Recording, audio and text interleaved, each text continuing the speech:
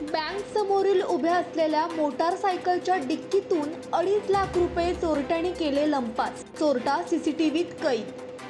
चोपडा शहरातील विवेकानंद हॉस्पिटल जवळ बँकेच्या समोर उभ्या असलेल्या मोटारसायकलच्या डिक्कीतून चोरट्याने 2.5 लाख रुपये लंपास केले आहेत. सदर चोरटे सीसीटीव्ही मध्ये कैद झाले आहेत.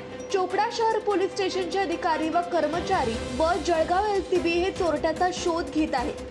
चोरीची घटना सीसीटीव्हीत कैद झाली असून पोलिसांकडून आरोपीचा शोध सुरू आहे. काल दुपारी साधारण 1 ते 1:30 वाजताच्या सुमारास गोपाळ पाटील नावाचे आमचे तक्रारदार आहेत, ते बँकेत गेले होते, कॅनरा बँकेत चोपड्याला. त्यांनी 2.5 लाख रुपये कॅश काढली, कॅश घेतली ताब्यात आणि ते त्यांच्याकडे जी मोटरसायकल होती त्या मोटरसायकलच्या डिक्कीमध्ये ठेवली आणि काहीतरी अजून परत बँकेत आतलं काही चिठ्ठी वगैरे राहिली म्हणून परत गेले. तेवढ्यामध्ये त्याने जी डिक्कीत ठेवलेली कॅश होती ती चोरलेली आहे. CCTV फुटेज प्राप्त झालेलं आहे. त्याच्यामध्ये दिसत आहेत आम्हाला दोन्ही मोटरसायकलवर होते. मोटरसायकलचा क्रमांक पण मिळालेला आहे, माणसं कोण आहेत ते पण माहीत पडलेलं आहे.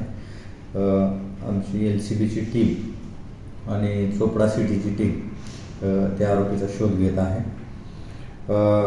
परंतु नागरिकांना आवाहन करण्यात येते की आपण शक्यतो जर कॅश तुम्हाला बँकेतून काढायची असेल आणि मोठ्या प्रमाणात काढायची असेल तर त्याबद्दल थोडं दक्षता बाळगावी. आपल्या आजूबाजूला कोण उभा आहे, कोण वॉच ठेवतंय का, याचं आपण लक्ष देणं आवश्यक आहे.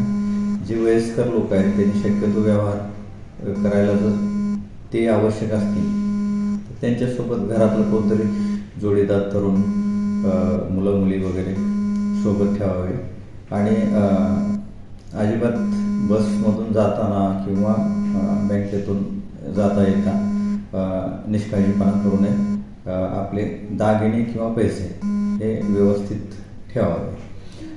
आपल्या परिसरामध्ये अशाच प्रकारच्या घटना मणे रावेर अशा 2-3 ठिकाणी घडलेल्या आहेत.